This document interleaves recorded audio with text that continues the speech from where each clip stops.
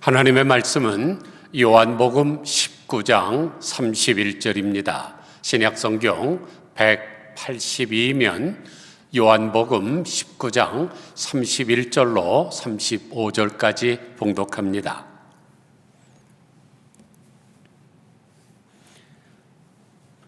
이날은 준비일이라 유대인들은 그 안식일이 큰 날이므로 그 안식일에 시체들을 십자가에 두지 아니하려 하여 빌라도에게 그들의 다리를 꺾어 시체를 치워달라 하니 군인들이 가서 예수와 함께 못 박힌 첫째 사람과 또 그 다른 사람의 다리를 꺾고 예수께 이르러서는 이미 죽으신 것을 보고 다리를 꺾지 아니하고 그중 한 군인이 창으로 옆구리를 찌르니 곧 피와 물이 나오더라.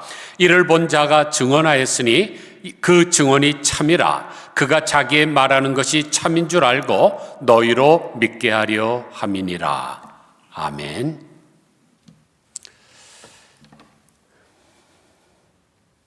금년은 서기로 2025년입니다.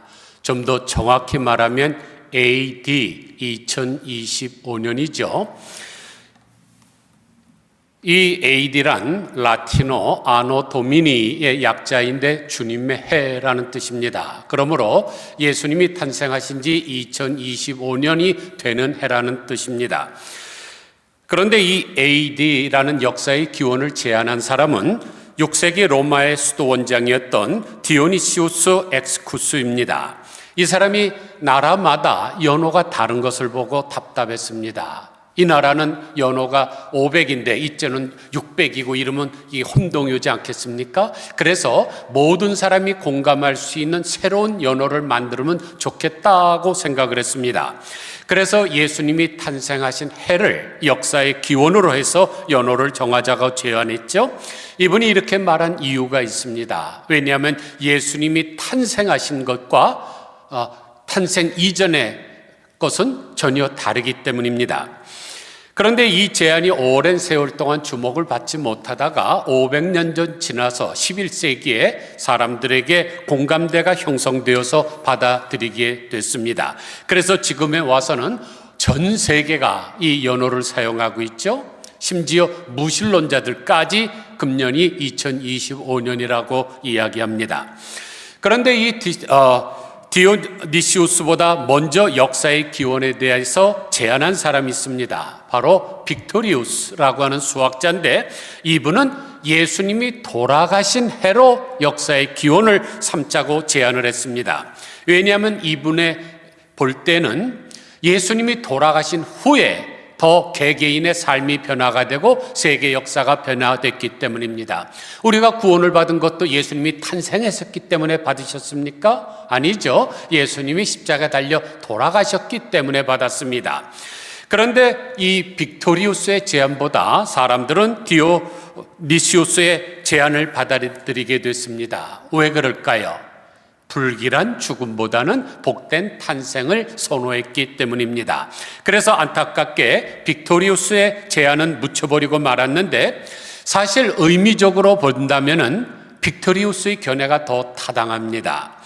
왜냐하면 예수님이 탄생하신 사건보다 예수님께서 돌아가신 사건이 실제로 개인의 삶을 변화시키기 때문입니다.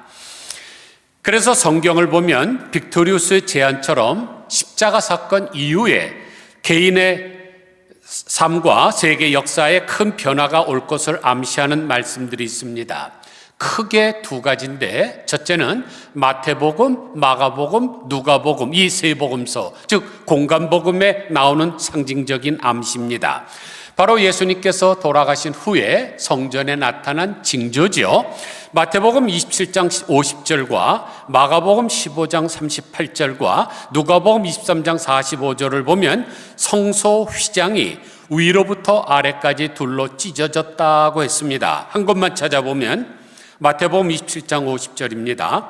예수께서 다시 크게 소리 지르시고 영원히 떠나시니라. 이에 성소 휘장이 위로부터 아래까지 찢어져 둘이 되고 땅이 진동하며 바위가 터지고 무덤들이 열리며 자던 성도들의 몸이 많이 일어나되 그랬습니다. 분명히 성소 휘장이 위로부터 아래로 찢어졌다고 기록하고 있습니다. 이것은 죄로 인해서 하나님과 단절되었던 인간과의 그 사이에 있던 장애물이 사라진 것을 가리킵니다. 다시 말해 인간은 하나님으로부터 용서함을 받고 하나님 앞에 나아갈 수 있는 산 길이 열린 것입니다.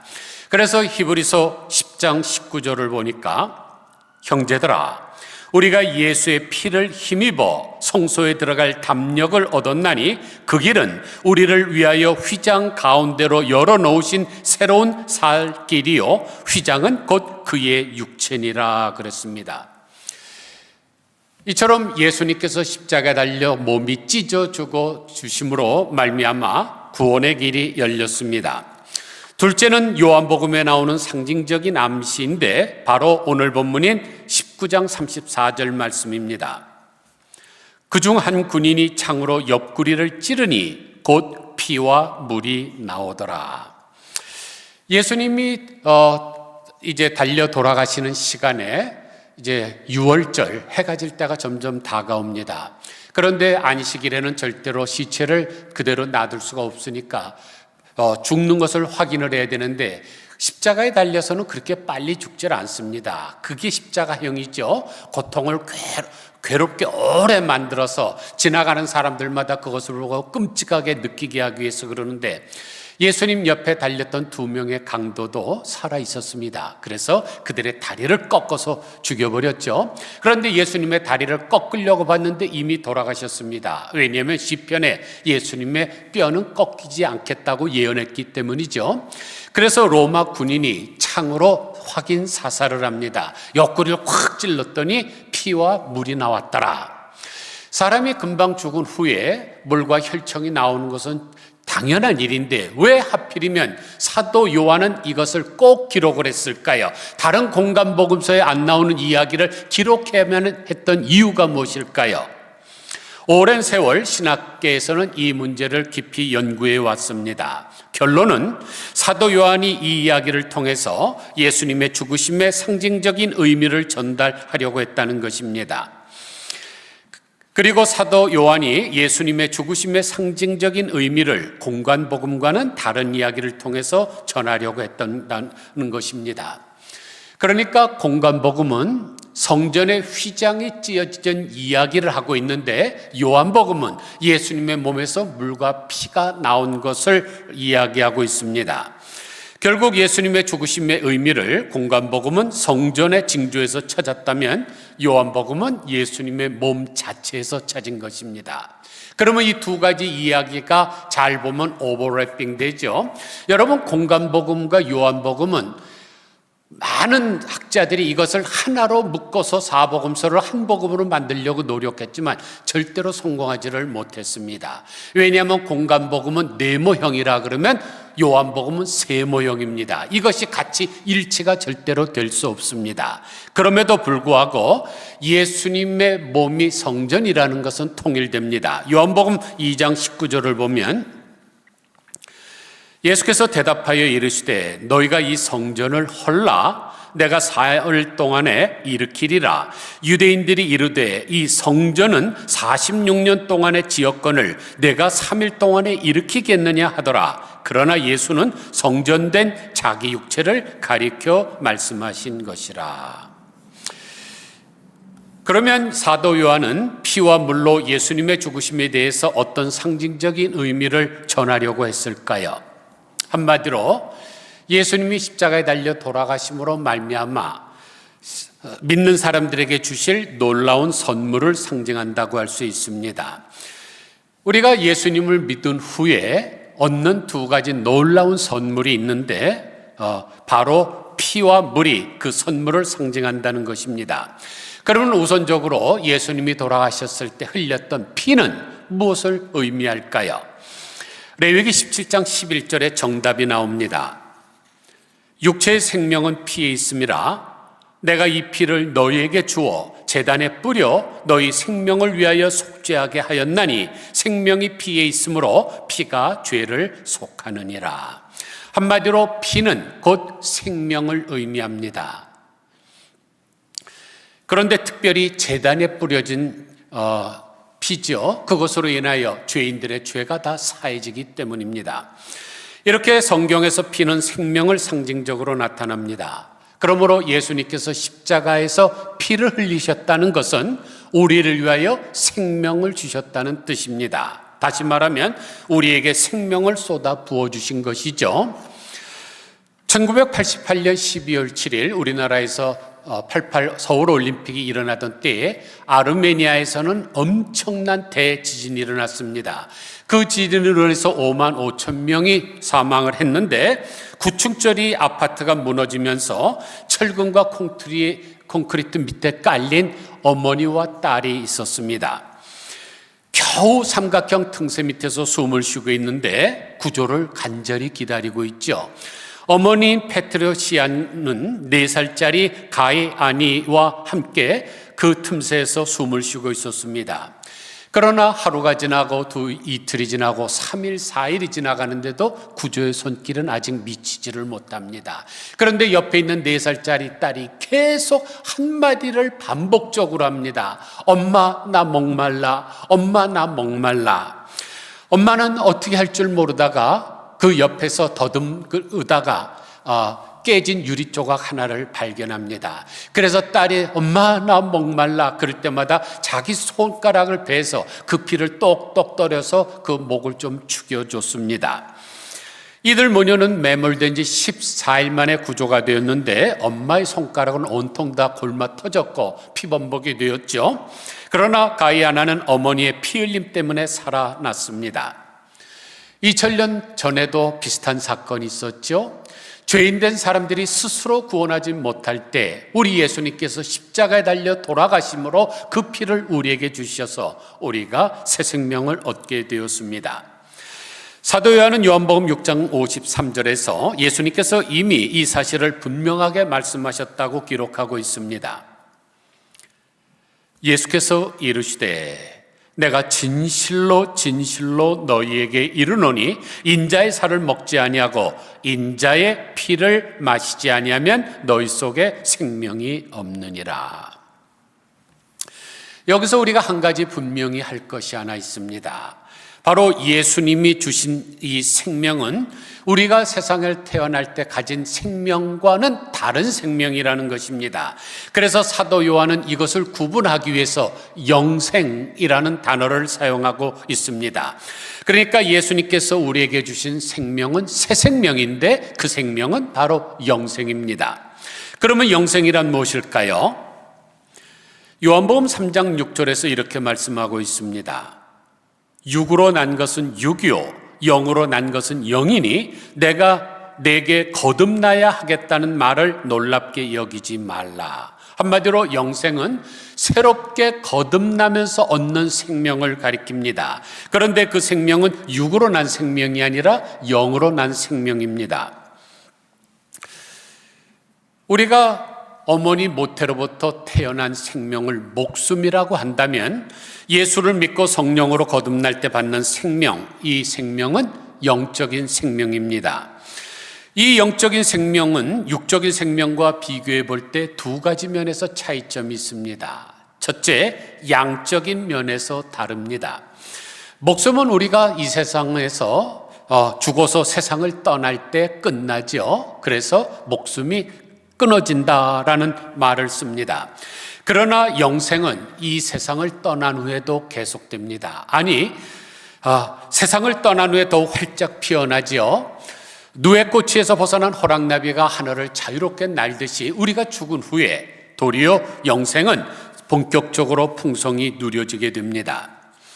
둘째는 질적인 면에서 다른데 요한복음 19장 3절을 보면 영생은 곧 유일하신 참 하나님과 그가 보내신 자 예수 그리스도를 아는 것이니이다 라고 했습니다. 제가 여러 번 말씀드렸죠. 성경에서 뭐뭐를 안다라는 단어는 지식적으로 아는 것을 말하는 것이 아니라 경험적으로 아는 것을 가리킵니다. 예를 들어서 민수기 31장 17절을 보면 남자와 동침하여 사내를 아는 여자도 다 죽이고 남자와 동침하지 아니하여 사내를 알지 못하는 여자들은 다 너희를 위하여 살려둘 것이니라 그랬습니다. 가나안 땅에 들어가면 불의한 7족속이 있죠. 그 중에서 그 불의한 사람들과 동침을 해서 남자를 경험해 본 여자들은 다 죽이라. 그러나 경험해 보지 못한 수천여들은 살려서 너희들을 위해서 살려두라 하는 것이죠. 그러므로 유일하신 참 하나님과 그가 보내신 자 예수 그리스도를 안다는 말은 체험적으로 아는 것을 가리킵니다. 그런데 누구와 누구가 동침한다는 것은 특별한 관계에 있다는 것인 것과 마찬가지로 하나님과 예수님을 아는 것도 특별한 관계를 가질 때만 가능합니다. 그래서 영생이란 하나님과 예수 그리스도와 특별한 관계를 가지는 것을 말씀합니다. 그렇습니다. 목숨은 주님과 아무런 상관이 없습니다. 그러나 이 새롭게 받는 새 생명, 영생은 주님과 특별한 관계의 생명입니다. 그러므로 우리가 영생을 누린다는 말은 한마디로 주 안에서 사는 생명을 가리킵니다. 그러면 주 안에서 사는 생명은 무엇일까요? 하나님과 인격적으로 교통하고 교제를 나누면서 하나님이 우리에게 베풀어 주시는 놀라운 생명을 누리면서 사는 것을 말하죠. 사랑하는 성도 여러분, 예수님께서 십자가에서 피 흘리면서 돌아가신 이유는 이러한 생명을 우리에게 주시기 위함입니다. 그러므로 이 피를 깊이 묵상하면서 감격하면서 살아가야 되죠. 그러면 두 번째, 예수님께서 죽으실 때 흘리신 물은 무슨 의미가 있을까요? 요한복음 7장 37절에 이렇게 말씀합니다. 누구든지 목마르거든 내게로 와서 마시라. 나를 믿는 자는 성경의 이름과 같이 그 배에서 생수의 강이 흘러나오리라 하시니 이는 그가 믿는 자들이 받을 성령을 가리켜 말씀하신 것이라. 예수님께서는 인간의 갈증에 대해서 먼저 말씀하셨습니다. 그리고 나서 그 갈증을 내가 해결해 줄 테니까 나에게 오라고 초청하십니다.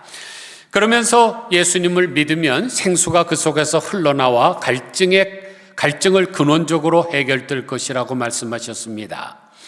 이때 인간의 갈증을 해결해 줄 물을 생수의 강이라 그랬고 그 생수는 곧 성령을 가리킨다고 말씀하셨습니다. 그러므로 사도 요한이 지금 예수님께서 말씀하시는 이 물은 곧 성령을 뜻한다고 기록하고 있습니다. 그래서 예수님께서 십자가에 달려서 돌아가실 때 흘리신 물은 우리가 장차 받을 이 성령을 주실 것을 예표하신 것입니다.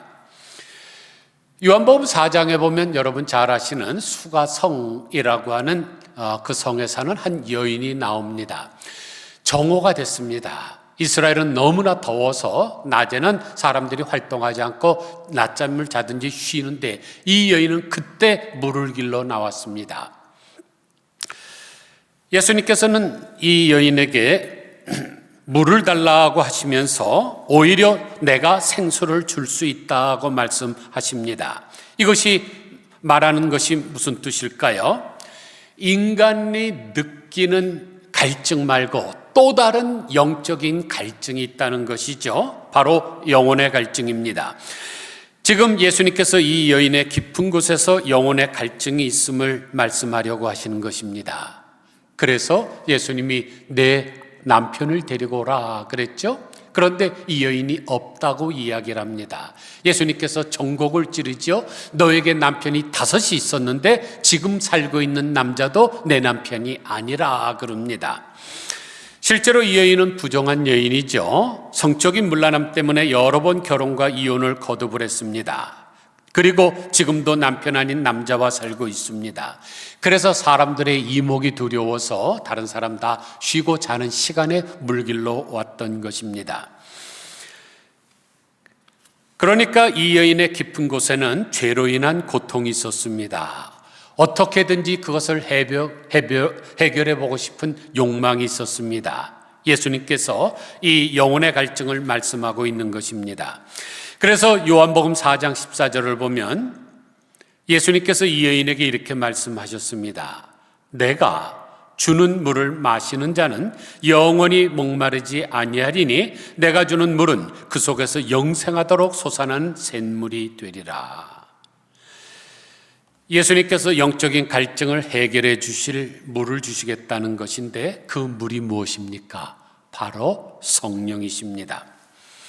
한 가지 좋은 예를 들겠습니다. 박정희 대통령과 육사 동기였던 분이 계십니다. 이분이 독재 시절에 정말로 위세가 등등을 했습니다. 그 힘을 입어서 돈도 많이 벌었고 또 한때는 쾌락을 쫓아 문란한 생활도 했습니다. 그러다가 전역을 했는데 가정에 위기가 찾아왔습니다. 아내와 이혼하게 됐죠. 그래서 다시 젊은 아내를 얻었는데 불행 중 다행이라고 이 젊은 아내는 교회를 열심히 다니는 신자였습니다. 그래서 매일 나랑 같이 교회를 가자 그러니까 두 번째 얻은 아내 이야기 안 들었다가 늙어서 따뜻한 밥 못 먹을까 봐 교회를 나가기 시작을 했습니다. 그런데 어느 날 목사님이 전하는 말씀에 큰 감동이 오게 됐습니다. 그동안 내가 헛된 삶을 살았구나 하는 깨달음이 왔기 때문입니다. 그 자기 깊은 곳에서 일어나는 이것은 돈으로도 채울 수가 없고 명예나 권력으로도 채울 수 없는 공간이 있다는 것을 깨닫게 됐습니다. 그래서 하나님 앞에 간절히 기도하기 시작했죠. 저를 불쌍히 여기소서, 이 영적인 갈증을 해결해 주옵소서라고 간절히 기도했습니다. 하나님께서는 그 기도를 들으시고 먼저 그에게 회개토록 하셔서 눈이 퉁퉁 불도록 눈물을 흘렸습니다. 그리고는 새롭게 살겠다고 서원을 했죠. 이후 그분은 교회 봉사에 적극적으로 나서기를 시작을 했습니다. 삶이 너무나 아름답게 변하는 모습을 보고 성도들이 투표를 해서 그분을 장로로 뽑았습니다. 장로가 된 후에는 더욱 헌신적으로 교회를 섬기게 됐는데 이분이 이렇게 고백을 했습니다. 이제야 인생이 무엇인지 알 것 같습니다. 너무나 늦었지만 너무나 행복합니다.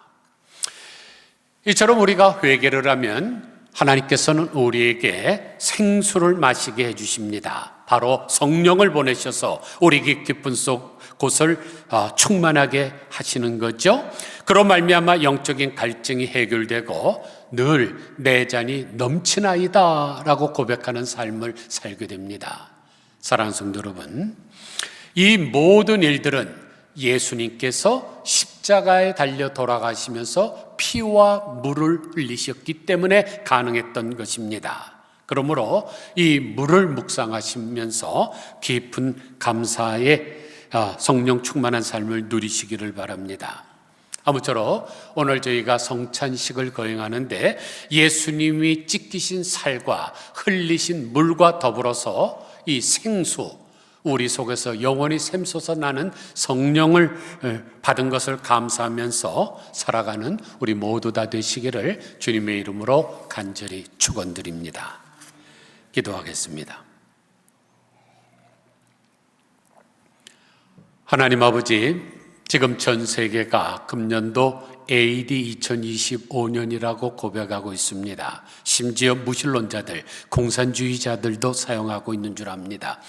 예수님이 탄생하신 해, 그러나 더욱 명확하게 우리의 삶과 인류 역사를 바꾼 것은 예수님이 십자가에 달려 돌아가신 때인 줄 압니다.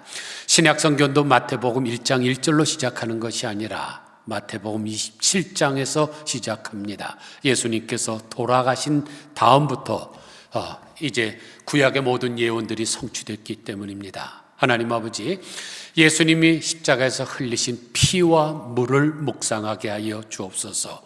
그 피로 말미암아 우리가 새 생명을 얻고 우리의 모든 죄가 사함을 받았으며 또 예수님이 흘리신 물로 말미암아 우리 속에서 영원토록 솟아나는 성령을 충만하게 받게 되었사오니 감사합니다. 하나님, 성찬 예식을 거행하면서 예수님의 찢기신 살과 흘리신 피와 또 예수님이 우리를 위해서 흘리신 물을 생각할 수 있는 시간 되게 하여 주시옵소서. 예수 그리스도의 거룩하신 이름으로 간절히 기도드리옵나이다. 아멘.